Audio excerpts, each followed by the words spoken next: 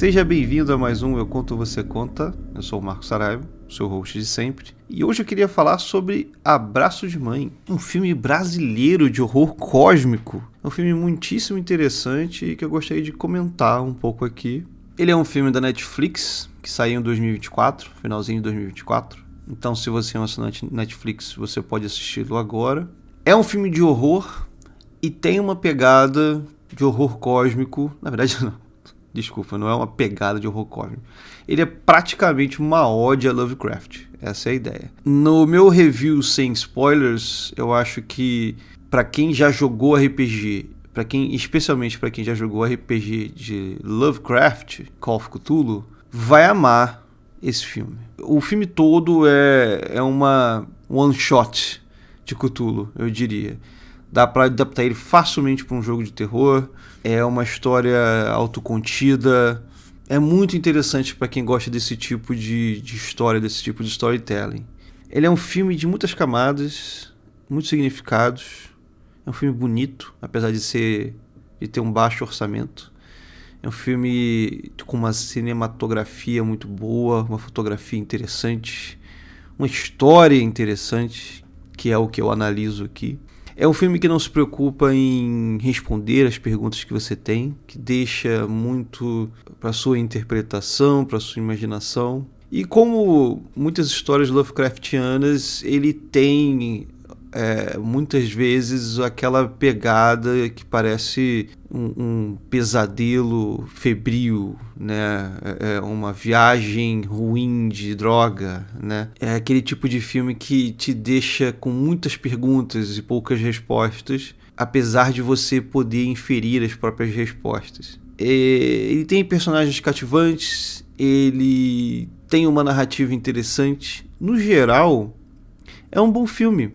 É claro que o filme ele cai em muitas das coisas esperadas numa história Lovecraftiana, numa história de horror cósmico. Ele não sai muito do lugar comum, eu acho, mas é uma história já ouvida, porém muito bem contada e que dá aquela sensação boa de assistir.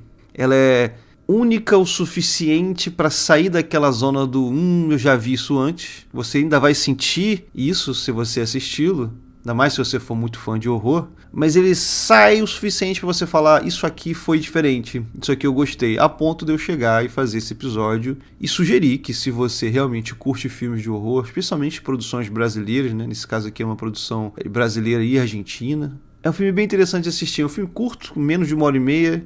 Na verdade, acho que 1h30 no talo. Você bem que, se você parar pra ver os créditos, né, então acaba sendo menos de 1h30 de filme. E aí, por ele ser um filme curto, ele tem uma narrativa bem direta, com um ritmo muito bom. Não é um ritmo acelerado, não é um filme que corre muito. Ele é um filme que tem um ritmo muito bom para a história que ele quer contar. E a história que é contada é uma história que, primeiro, faz jus a esse tipo de gênero, marca todas as caixinhas corretas e também traz uma série de subtextos, uma série de subtemas ali que são interessantes da gente falar. Então, se você nunca assistiu e você quer assistir esse filme sem spoilers, pare aqui, vá lá assistir, depois volte, deixe o seu comentário se você desejar, porque agora vamos partir para a minha análise sobre o filme Abraço de Mãe.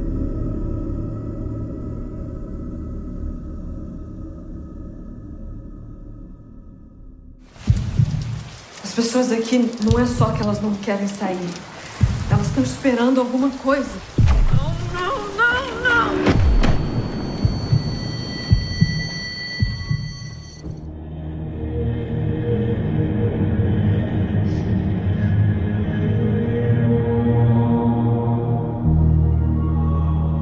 Eu tenho que dizer que esse filme me pegou de surpresa. Eu já estava procurando há um tempo outro filme para assistir no cinema. Existem alguns filmes agora em cartaz que eu queria até assistir. Eu estava com certa preguiça, não eram filmes que estavam me chamando muita atenção. Até que o meu amigo Bruno, se você estiver ouvindo esse podcast, muito obrigado, ele mandou, de repente, uma sugestão de filme, que é esse filme, Abraço de Mãe. Ele mandou inclusive o link de uma página no Instagram chamada Conclave da Tiamat, que tem uma story falando, né, sobre esse filme. Foi esse link que me mandou, eu assisti essa história, gostei da ideia. Falei, por que não? Acabei de assistir esse filme, como eu já falei em outros episódios, a ideia desse podcast é justamente soltar aqui meus pensamentos sobre o filme logo após assisti-lo, sem muito filtro, sem muita edição. E eu fui pego de surpresa, porque eu não esperava uma história assim, que me prendesse. E essa cinematografia muito interessante, cheia de nuances, cheia de detalhes, esse esforço para contar uma história e respeitar o telespectador, respeitar a sua inteligência, respeitar a sua imaginação e deixar que você preencha certas lacunas deixadas pelo filme. E eu queria falar um pouco sobre a história dele e o que eu acho de certas ferramentas que ele usa. Como eu falei na parte sem spoilers, muita coisa nesse filme é esperada, a estrutura dele é uma estrutura conhecida, você tem ali um incidente na infância da personagem principal, que é a Ana, que volta a atormentá-la no futuro, ela se vê presa em um lugar com uma equipe que aos poucos vai desaparecendo, ela tendo que sozinha lutar para sobreviver no meio desse culto, né? Mas o que eu achei muito legal são subtemas, são os comentários, que pra mim é uma das forças dos filmes de terror. O que o terror consegue fazer muito bem. Essa história para ser contada ao redor da fogueira, para ser contada entre os amigos de noite, aquela história de terror, aquela, né, história de monstros, de criaturas, mas que por trás ele tem questões humanas que são difíceis de explorar nesse nível mais visceral que um filme de terror permite.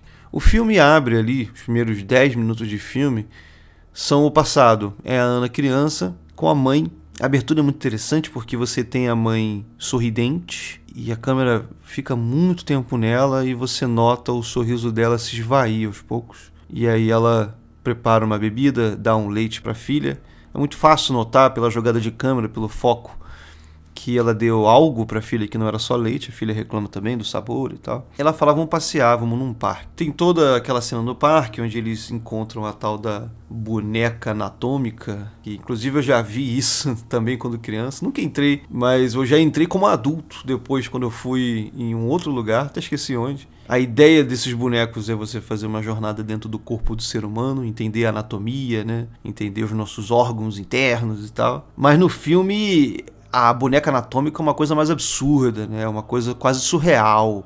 As cores ali são azuis, muito vermelho, muito azul, tudo muito brilhante. É uma atmosfera assustadora. E elas encontram ali um bebê no útero daquela boneca. E a pequena Ana pede para voltar. Você nota ali que todo esse passado dela é já essa primeira instância daquele pesadelo febril, que você não sabe exatamente o que está acontecendo, e dá para entender, e você vai entendendo depois, mais tarde no filme é revelado, que ela sim foi drogada pela mãe, a mãe tentou fazê-la dormir. O que o filme dá a entender é que a mãe tinha algum problema de depressão, talvez, ou qualquer outra coisa, e tentou cometer o suicídio e trazer a filha junto com ela, num ato extremamente vil. Só que a filha tem essa viagem, né? E o filme deixa muito no ar o que realmente aconteceu ali. Será que ela e a mãe foram mesmo para um parque? Ou será que tudo que aconteceu no parque foi parte da imaginação de Ana? A mãe, ela tinha depressão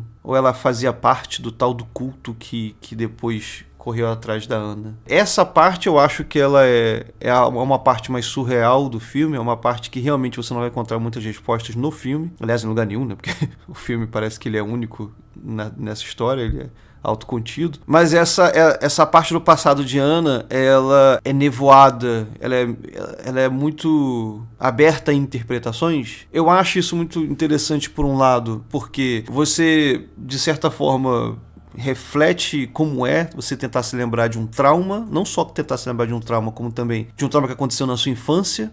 Então, as memórias, elas são elusivas, elas fogem do seu alcance, tudo fica muito envolto em trevas ali, você não sabe exatamente o que aconteceu, e aí o filme deixa essa sensação pro próprio espectador. Porque existe um ponto muito importante nesse passado, que ela é tocada por um tentáculo, que é quando ela enxerga a tal do feto no útero da boneca, ela é tocada por um tentáculo que deixa nela uma marca.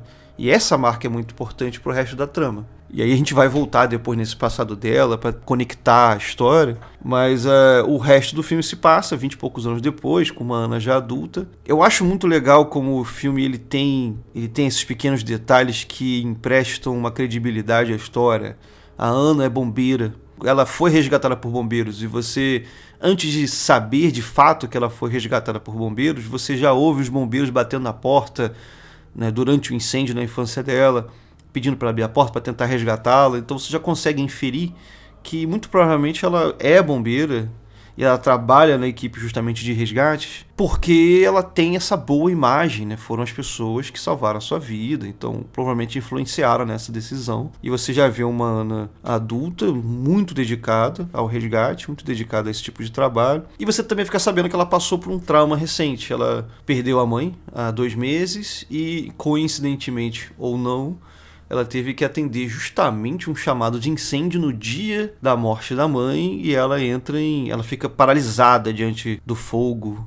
É uma das cenas mais poderosas do filme pra mim, é a cena mais no final, quando mostra a cena onde ela fica congelada diante das chamas. O rosto dela de desespero, os olhos arregalados que não piscam, as lágrimas descendo em profusão. E o som desse filme é muito bom, a edição de som é muito boa, muito do filme é contado através do som. Então o que dá a entender é que ela viu alguma coisa ali, e a câmera nunca mostra o que ela viu, mas ela viu alguma coisa que tocou profundamente nela. E o som que vem de trás da visão da câmera é justamente o som dessa criatura, desses tentáculos que você vê durante todo o filme, quase como se ela estivesse ali vendo a própria criatura que depois surge, né? Ou uma visão dela, uma visão aterrorizante, algo que realmente travou ela por muito tempo e precisou de um acompanhamento psicológico para se recuperar. É muito legal falar sobre isso, porque para quem jogou Call of Cthulhu, isso tudo dá pra você traduzir nas regras do jogo, né? O fato dela ter visto alguma coisa, provavelmente perdeu na rolagem de sanidade, perdeu o ponto de sanidade, teve que recuperar através de terapia. Isso é muito interessante. Mas enfim, se você nunca jogou RPG, eu tô aqui falando grego pra vocês, mas mais um easter egg aí pra quem joga RPG. E eles são chamados, ela tem uma equipe ali, né? Ela, o líder da equipe dela, que é o Dias, tem o Mourão, acho que é o Mourão, que é o motorista do carro dos bombeiros, mas o personagem mesmo que a gente quer, que tem mais destaque na história é o Rock, que é o companheiro dela de equipe, um dos companheiros dela de equipe, né? Eu não vou contar toda a história aqui, né? Eu acho que todos os detalhes, de novo, não quero entrar em tantos detalhes assim. Mas o momento importante é quando ela atende o primeiro chamado e é ferida na sola do pé por uma garra, né? Parece que é uma espécie de um osso muito pontudo e meio alienígena, né, que ela encontra ali naquele primeiro chamado, que fere ela na sola do pé. Isso é importante porque isso vem depois, né, na história, isso é recuperado na história. Mas logo em seguida ela é chamada para real arena onde se passa boa parte do filme, que é nesse asilo para idosos. E o que o Rock fala é que eles receberam um chamado porque houve um desabamento nesse asilo e eles têm que verificar o que é. Quando eles vão até o asilo, você vê uma tempestade, você já tinha visto, né? Já é mostrado no filme certas notícias sobre essa tempestade que está chegando. O filme começa abrindo sobre, né, com informações sobre várias tempestades que ocorrem no Rio, muitas catástrofes. E aí quando eles vão até esse asilo, atender esse chamado, a tempestade já está despontando no horizonte. Isso é uma coisa que eu nunca falei aqui nesse podcast, mas eu sempre noto em muitos filmes como a tempestade, como a chuva é usada muito claramente para demarcar uma passagem de tempo e a aproximação do perigo. É uma espécie de sinal do diretor, de quem está contando a história, de que algo ruim está para acontecer. Ela está no horizonte, né? As nuvens negras estão no horizonte e vão chegar. Quando a chuva chegar, é quando o mal chegará junto, o que quer de ruim que vai acontecer com os personagens chegará junto. Existe muito isso essa simbologia da tempestade, da chuva, em filmes é muito clara, muitas vezes, ela simbolizando as adversidades que estão por vir. Mas aí quando eles chegam no asilo é quando a loucura realmente acontece, porque eles vão lá. Eu também gosto muito disso, das motivações, de como é que os personagens eles não são gratuitamente descuidados. Eles são bombeiros, eles estão indo para lá porque eles acreditam que houve uma denúncia de desabamento. Quando eles entram no asilo, fica óbvio ali a situação precária do prédio e das pessoas, dos pacientes, e eles, como bombeiros, se veem na obrigação de ajudar aquelas pessoas. Então, não são pessoas que estão se colocando em risco gratuitamente só para a trama do filme se desenrolar. São bombeiros, são pessoas que normalmente são vistas como heróis. E a Ana é a heroína desse filme. Ela olha a situação e imediatamente fala: nós temos que evacuar essas pessoas aqui. Existe uma resistência ali da dona do asilo, que é a senhora Drica, se eu não me engano, a Angela Rabelo. Ela é muito boa nesse papel, porque ela é muito sinistra ali na cadeira de roda dela, com aquela voz dela poderosa. E ela tem ali um papel meio que de realmente demonstra ser uma pessoa que está um pouco fora da realidade. Ela não aceita, né, a presença dos bombeiros ali, mas acaba, né, abrindo a porta para eles e tal. E aqui, nesse asilo, é onde se passa o miolo da história. E que forma interessante de contar essa história. Eles vão vendo que a situação está ficando cada vez mais precária, existe muita infiltração, fica óbvio que eles têm que evacuar as pessoas. Eu gostei muito das cenas que se desenrolam aqui nesse meio do filme. São muitíssimo interessantes, assim, as ideias muito bem exploradas, um terror muito sutil, tem pouco susto, né? O autor ainda usa um pouco do jump scare, mas ele é seleto, ele é limitado. Eu vejo aqui uma habilidade muito boa de criar essa tensão para aquele terror cósmico do indescritível, do que não pode ser entendido, que chega mais pro final do filme. Esse início ali, onde você, como telespectador, ainda não entende o que está acontecendo, ele trabalha muito a atmosfera com essas cenas sutis, mas muito legais de assistir. Por exemplo, quando a Ana ela encontra a enfermaria do asilo, que é muito macabro, porque ela olha e tem alguém espiando ela pela esquina do corredor. E essa pessoa se afasta para fora da visão dela de forma lenta, sem nunca parar de olhá-la. E quando ela chega no quarto, existe uma enfermeira que o rosto dela está escondido na escuridão, ela não gosta da luz apontada sobre ela. Inicialmente a Ana vê a figura da mãe, é uma coisa recorrente, ela sempre vê a figura da mãe durante o filme, eu vou comentar sobre isso depois. E toda essa cena é muito peculiar, o diálogo entre ela e a enfermeira. O diálogo, ele é pontual, parece que o número de palavras no filme é o número correto de palavras, não existe diálogo de mais nem de menos. Inclusive uma hora ela fala com a dona do asilo e pergunta: isso aqui sempre foi um asilo? E a dona responde: isso aqui sempre foi um templo. Isso já estabelece ali um clima, uma premissa de que você, como telespectador, você sabe o que está por vir porque você está vendo um filme de terror. Mas ela, como bombeira, ela não sabe, né? Ela acha que a mulher só é maluca. A cena do Mourão sendo chamado para fora da viatura é muito legal. Primeiro você vê uma cena antes, o rádio largado no chão, né? O Rock tendo largado o rádio no chão. E logo em seguida você vê o Mourão e alguém chama ele no rádio, ele tenta responder, ninguém atende,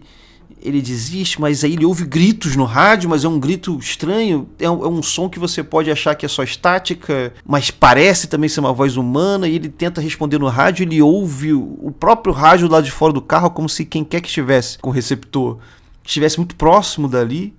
E a última vez que você vê o Mourão vivo é ele andando para dentro da chuva, e uma chuva tão densa que você não consegue ver 2 metros adiante. É esse tipo de cena que eu gosto, é muito interessante. A primeira vez que fica mais óbvio o que realmente está acontecendo é quando a gente vê a morte do Dias, que é ele caindo na água e sendo atacado por algo dentro da água, né? Que fica óbvio que é ali um tentáculo que o puxa pra fora e tal. E a Ana vai aos poucos sendo isolada de todos os seus parceiros, ficando sozinha. E quando ela tá finalmente sozinha, ela encontra essa garota, Lia, que fala que é a filha do Ulisses, né? Que fala mais espanhol do que português.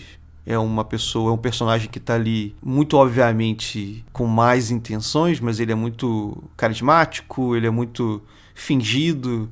Existe toda essa situação de emergência e ele passa a ideia correta para os bombeiros de que vai ajudar, mas imediatamente reage com muita lentidão, com falta de vontade, ele não faz as coisas que são pedidas, e parece que ele está ali apenas para assistir, para ver o que vai acontecer. E você também começa a ver aos poucos chegarem nessa casa.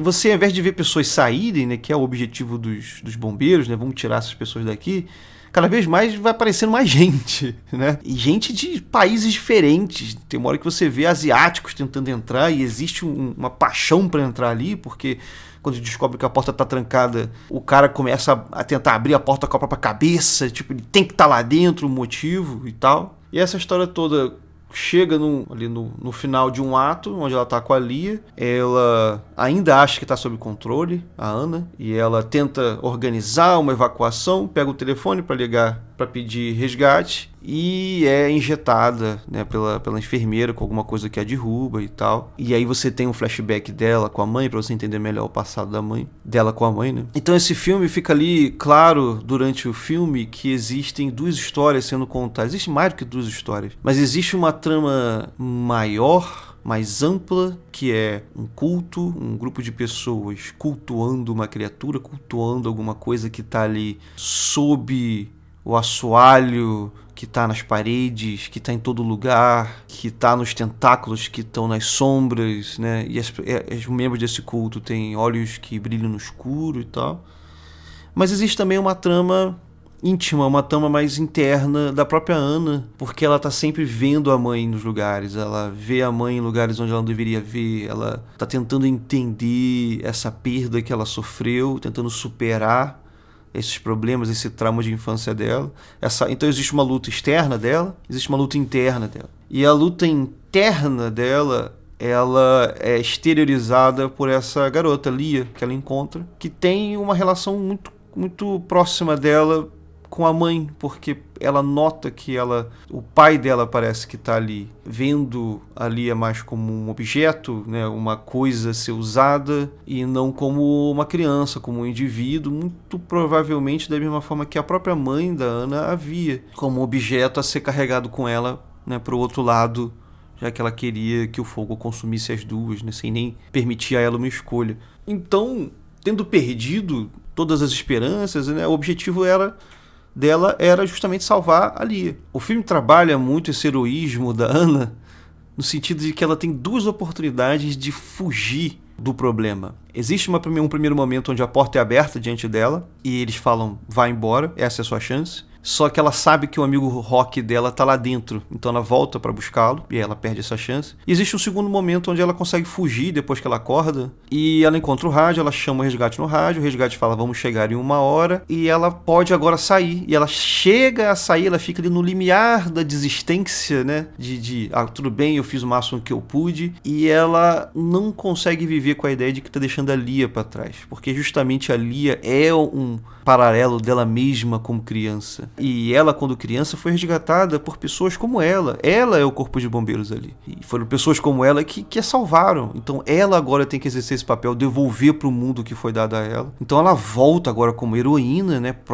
Pronta para encarar todos os problemas e tal. E ela realmente encontra a Lia. Até aí você nota certa simbologia muito interessante também no filme. Existe uma parte muito óbvia ali quando a gente vê uma caverna no próprio quarto onde ela acordou, que ela tá coberta por uma cortina, e nessa cortina tem ali uma simbologia de diversas criaturas com muitos olhos e tudo mais e tal. Tudo muito apócrifo, muito pagão. Quando ela volta para casa, ela vê esse ritual acontecendo, as pessoas entrando nessa caverna aos poucos. E aí ela tem o primeiro grande embate dela, porque ela vai resgatar a Lia do pai. A Lia já tinha falado pra ela que o pai não era bem o pai dela, era uma outra pessoa que parecia com o pai. Esse momento é muito macabro, porque ela acaba batendo nele com muita força, com um pedaço de ferro. Isso mataria uma pessoa, né? E a cena não acaba com ela simplesmente apagando o cara e fugindo, né? A cena continua, além do que você espera que ela continue, a câmera fica tempo demais naquele cara ali no chão, agonizando. Isso é uma pegada de horror que eu acho que sempre me pega, assim, essa coisa de que a câmera ficou ali mais do que você está acostumado a ficar e você viu algo que parece que você não deveria ter visto. Aquela câmera olhando aquele cara agonizando com o golpe, o sangue se espalhando ao redor da cabeça dele. E quando ela vai embora, ela acaba tendo que encarar agora quando esse homem retorna, quando Ulisses retorna, agora resgatado por esses tentáculos que o usam meio que como um fantoche, e ataca ela e tal. Ela usa a faquinha, ela tem a faquinha dela de de bombeiro no bolso. E ali ela extravasa um pouco, né? Porque é quase que o Ulisses ali diante dela simbolizasse a raiva que ela tinha da mãe. Ela esfaqueia ele muito além do necessário. É como se fosse parte da cura dela. Uma forma de você ver esse filme é uma jornada dela para se curar desses traumas e da relação que ela teve com a mãe. Ela não falava com a mãe há 20 anos. Ela fica sabendo da morte da mãe através de uma notícia. Ela não teve tempo de reconciliar com a mãe. Então ela tem que lutar para se curar de outra forma. E esse momento ele é quase como se fosse uma metáfora dela se curando da raiva. Porque ela é tomada pela ira ali, né? E o esfaqueia de forma muito animalesca. E aí ela tenta fugir, o Rock aborda ela, e aí você descobre que o Rock é o grande vilão da história.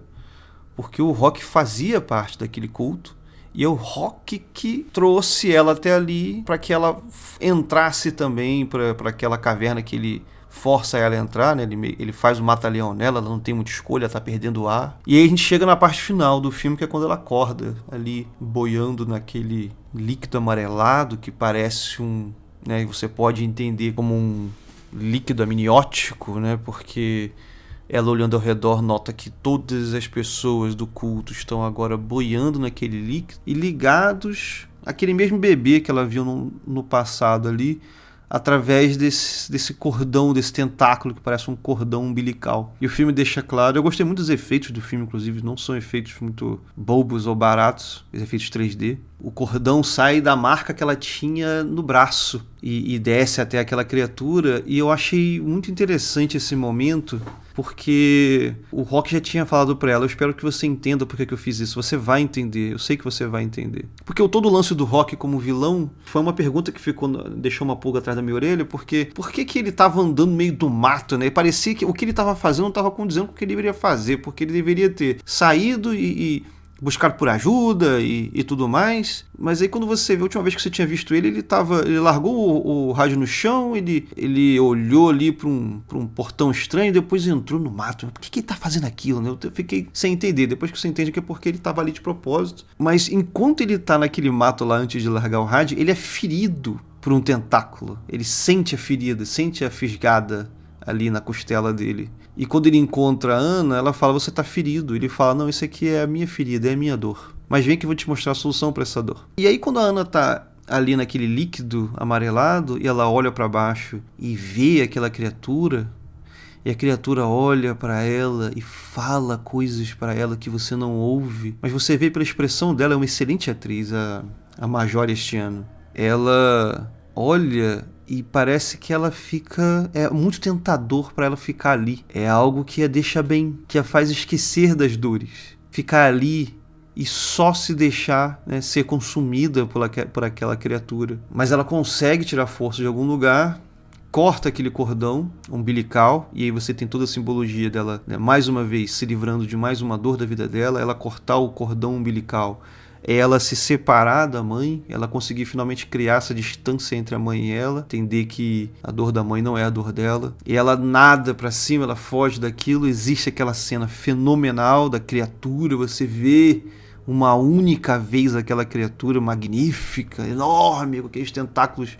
Você não sabe o tamanho dela, porque os tentáculos somem na escuridão, ela pode ser do tamanho da cidade, tamanho de qualquer coisa, ela tá ali embaixo da terra. Ela sobe e tenta fugir, e enquanto ela tá fugindo, a criatura pega ela no pé, exatamente no lugar onde ela foi ferida antes. É como se essa criatura ela marcasse as pessoas, por isso que ela teve que ferir o Rock, porque é por ali que ela cria essas conexões. E aí ela tinha sido ferida na sola do pé, tinha sido ferida no braço, e aí essas feridas são resgatadas pela criatura, como se a criatura estivesse lembrando, olha só essa dor aqui. Você acha que você se livrou de todas as suas dores? Não, tem essa aqui ainda. Você tem certeza que quer continuar com tanta dor? Vem pra cá, que eu vou te curar de todas as suas dores. E essa cena final dela se livrando desse último tentáculo é mais visceral, dá um zoom dela ali cortando com muita dor e muito sangue ali aquele tentáculo que se finca ali no pé dela, para demonstrar que para você se curar de uma dor você tem que sentir mais dor. É doloroso curar-se da dor, né? E é realmente a cena que é mais sanguinária ali nesse filme, e ela consegue se livrar e ela sai, né? O filme termina com ela resgatando a Lia. Você pode ver isso como ela se reconciliando com a versão infantil dela, com a sua versão de garota, entendendo pelo que ela passou e se conectando novamente com o seu eu infantil, com todas as dores que aquilo trouxe a ela, porém agora melhor, mais desenvolvida, uma pessoa diferente, evoluída. Como eu falei, esse filme você pode ver de diversas formas. Eu acho que o filme ele fala muito também dessa ideia das fugas da cura, porque justamente o filme fala da dor da cura. É muito tentador quando você passa por um trauma, quando você passa por um problema muito difícil, por uma dor muito intensa, é muito tentador que você a esqueça, que você a guarde numa gaveta e nunca trate dela. E aí aquela coisa ela cresce, cria tentáculos e te machuca ainda mais. E existe aquela ideia da verdade que você aceita para esquecer da verdade. O próprio filme fala o filme fala de cultos. E sempre existiram cultos que trazem essas mentiras adocicadas que a pessoa prefere acreditar em prol de não ter que encarar certas verdades da vida, certas verdades da própria história, dela mesma, né, pessoal. E ao invés de se curar, a pessoa se enche de mentiras para evitar enxergar a realidade, que é uma forma de você enxergar o que um culto faz. Quando todas aquelas pessoas estão ali olhando naquele líquido para aquela criatura no centro, elas estão ali falando: eu não quero me curar das dores, eu quero ouvir o que você tem a me dizer. Continua me falando isso aqui que pra mim é melhor. É por isso que eu falei, esse filme fica forte nos detalhes. Quando ela consegue sair daquele líquido, as pessoas que estavam nele se manifestam na frente, né, ali perto daquele poço, com os seus rostos todos ali na parede. E eles ficam, né, incitando para que ela retorne. E quando ela nega, eles não ficam irritados, eles ficam tristes, eles ficam decepcionados. É uma reação interessante, você vê eles todos olhando para baixo, tipo, poxa, ela não vai vir. Que pena. Porque vai ser bom para ela, né? É um pensamento bem de culto, né? Bem religioso. Enfim, é um filme que me fez pensar, ainda tá me fazendo pensar. Eu assisti ele há pouco mais de 1 hora. Muito interessante, ele entregou muito mais do que eu esperava. Existe, obviamente, ali, eu acho que um problema com as atuações. Muitos atores nesse filme entregam as falas de forma muito robótica, não é nem um pouco natural. Alguns personagens, né, eles falam de forma muito eloquente, recitando cada vogal e cada sílaba, e não é a forma normal que as pessoas se comunicam no dia a dia, né? Tudo bem que quando eu tô aqui gravando um podcast, eu estou usando um tom mais formal para falar no podcast, porque eu tô gravando um programa, mas o filme ele quer passar para mim a ideia de que nós estamos assistindo ali o dia a dia dos bombeiros. Eu duvido que os bombeiros falem daquela forma, entendeu? Eles são todos muito formais enquanto estão conversando, tirando um ou outro. Eu acho que realmente ali a personagem da Ana, a Marjorie este ano, ela passa uma naturalidade muito boa. O personagem do Ulisses, ele é muito bem, ele atua muito bem, né, o ator dele. Mas no geral acho que as atuações são um pouco fracas, mas na verdade é uma das poucas questões que eu tenho contra o filme, assim, que eu tenho para criticar. Óbvio que também, se você para analisar, toda a parte de horror, ela não é tão original assim. Mas como eu falei anteriormente, é um não original que é muito bem feito. E eu realmente gostei muito de assistir o filme. Acho que em parte ele me pegou de surpresa, assim. Espero que você também tenha gostado de assistir. Essa é a minha opinião sobre o filme. Se você tem alguma opinião para falar, pode deixar um comentário, como sempre, aqui no podcast, no YouTube, na sua plataforma de podcast, se ela aceitar comentários. Eu vou deixar o meu e-mail na descrição, como sempre. Um grande abraço e até a próxima.